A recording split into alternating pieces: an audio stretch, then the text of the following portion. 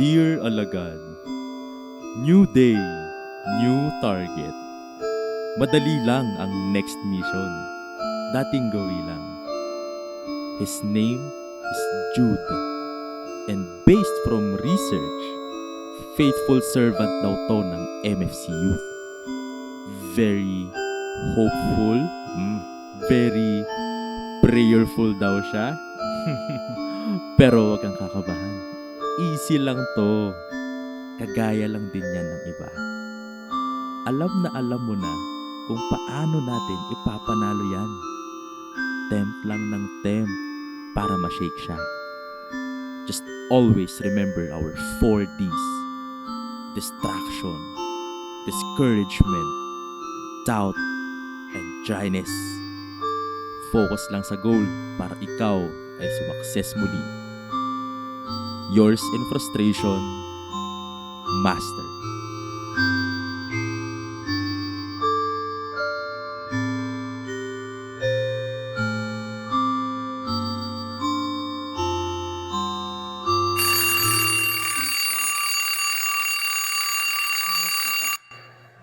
Mamaya na. Yo, what's up, Angel? Ikaw May na naman. papakilala nga pala ako sa'yo. Bago kong target! Fresh from the field! Matindi to! Ha? Anong sinasabi mo? Kilala ko yan. Upwards ko yan, boy. Mabait na bata yan. MFC Youth yan. Always present sa household, sa Bible study, at consistent sa prayer time. O sige, pustahan ha. May the best angel win. Saus.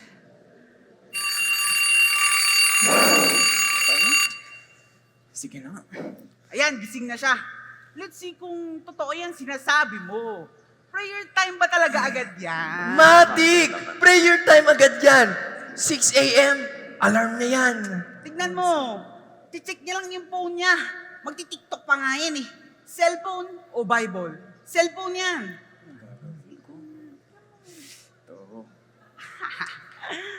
Told ya!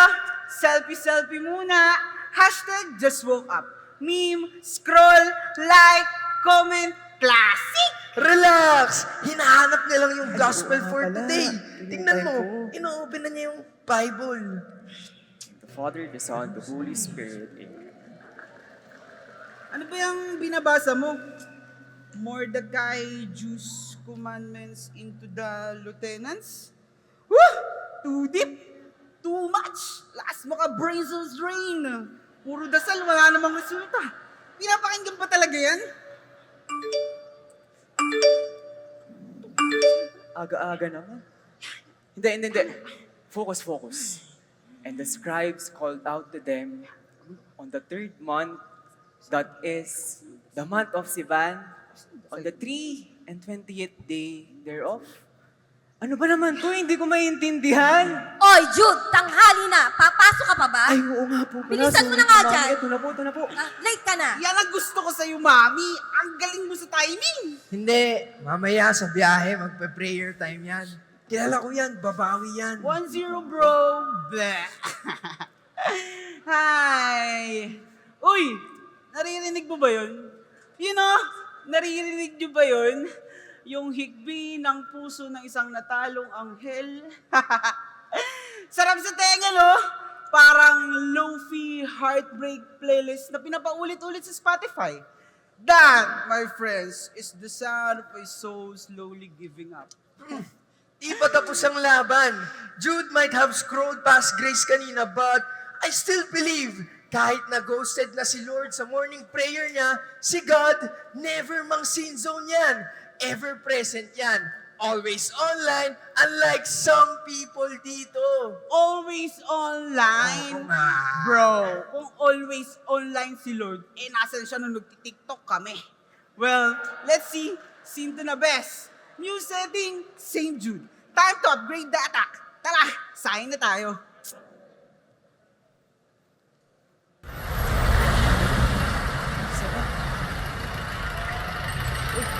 Kuya, para po. Ayan na si Jude. Wow, excited! Alam mo, you're just wasting your time. Alam naman na natin ang resulta nito. Jude, this is it.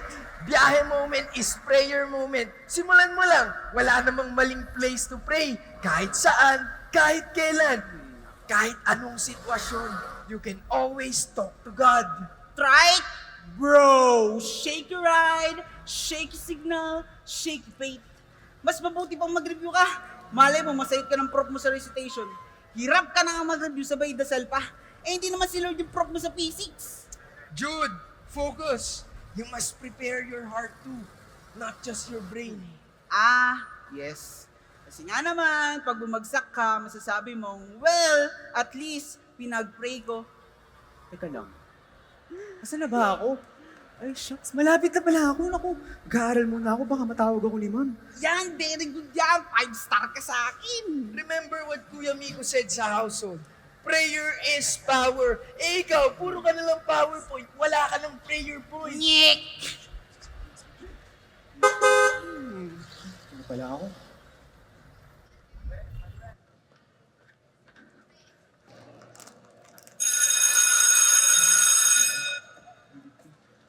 Four, five.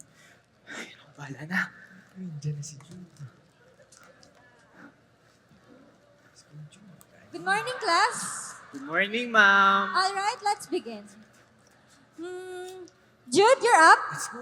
Let's Can go, you Jude. define the meaning of ocean dynamics? Ocean dynamics. Naku, familiar sa akin to, pero parang hindi ko siya naiintindihan masyado. Wait lang po, ma'am, ha? Ocean dynamics. Ocean dynamics. Wala.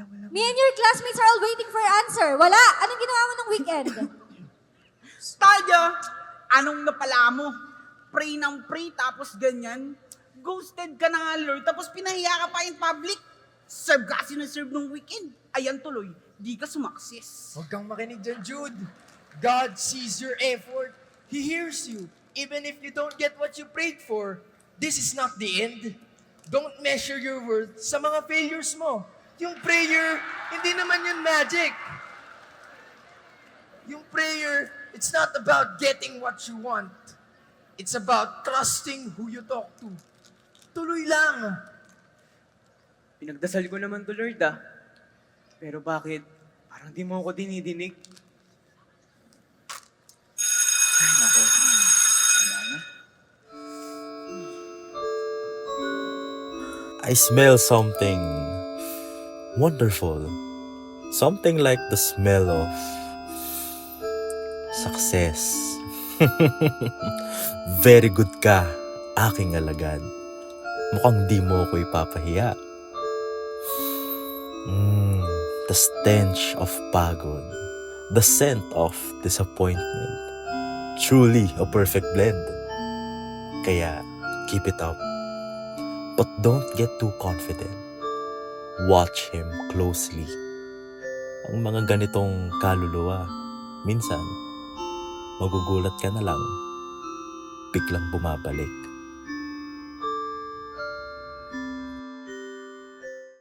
Oops. Wait. Ano pa bang pwedeng, may important message ka, boss, oh. Hindi. Pero kailangan mo pa rin ng pahinga. Baka Uy! ito na yung Si kailangan Jude? mo ngayon. Nasa chapel? Ay, nga, after everything, di mo na nga nakuha yung sagot sa quiz. Napahiya ka pa, and you still come here? Uy, Jude, ano bang ginagawa mo dyan? Tari ka na. Tutulungan ka ba niyan sa recitation? Tara na! Tara, hindi niya deserve. Di nakasag sa recitation. Uy, naghihintay yung mga sagot sa labas. Hindi dito. Need mo pa mag-review, Jude. Walang sagot. Pero sa tingin mo, sa kabila ng katahimikan dito sa mundo, tanging Panginoon lang ang kailangan mo.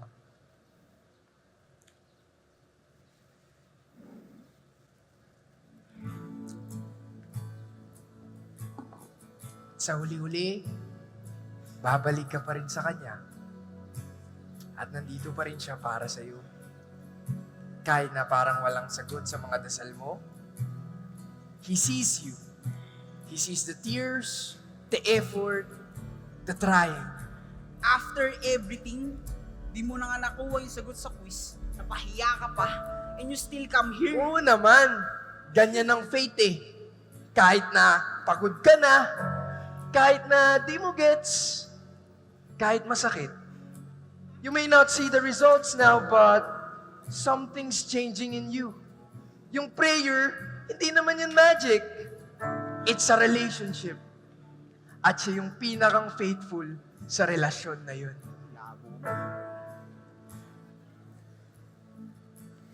Thank you.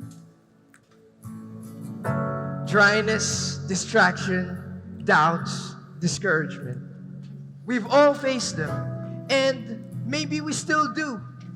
But remember, prayer isn't about perfection. It's about perseverance. So now, with all those hindrances, with all those questions, and with all the noise in this world, what keeps you hopeful as you persevere in prayer?